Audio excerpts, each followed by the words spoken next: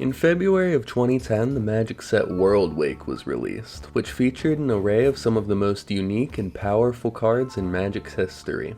However, among all of these strong cards came Ayavugan, a card that didn't do anything at all on release.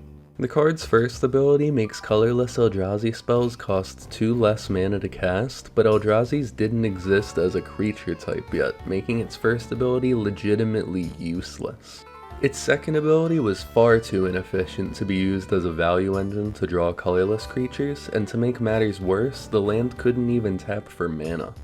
However, in Rise of Eldrazi, the following set to release, colorless Eldrazi creatures were finally printed, and all of them were massive creatures with extremely powerful abilities, such as Emrakul the Aeon's Torn, which can easily win the game on its own if it's cast. Unfortunately, even with Ayavugan finally having cards that were able to take advantage of its mana discount, it continued to not see any play. This was because Ayavugan didn't tap for mana itself, which forced players to run it in a deck that focuses solely on putting Eldrazi creatures in play to justify playing it.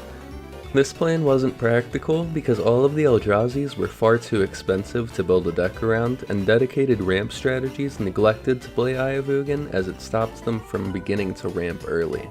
Even after the printing of Eldrazi Temple, which made 2 more colorless mana for Eldrazi creatures, there wasn't much reason to play Ayavugan instead of playing strategies that much more efficiently were able to cheat Eldrazi into play.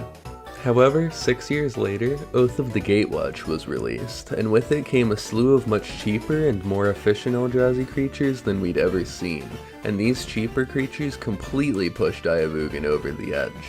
The most common Ayavugan deck was colorless Eldrazi, which went all in on an efficient beatdown plan.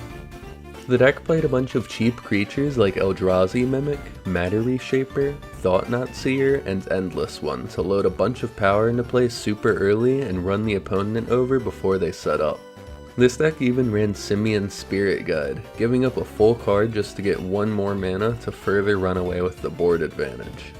And finally, the deck played some very powerful colorless interaction pieces, such as Chalice of the Void, which could be put on 1 to shut off the most efficient answers to the deck's creatures, as well as Dismember, an extremely efficient removal spell to get rid of any problematic blockers.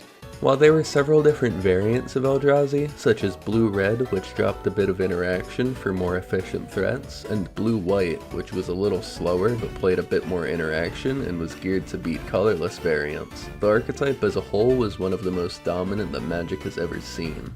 In Pro Tour Oath of the Gatewatch, Eldrazi variants made up 6 of the top 8 decks, and later in Grand Prix Melbourne, they made up 15 of the top 32 decks. This sheer meta-dominance gave this era of Magic the nickname Eldrazi Winter.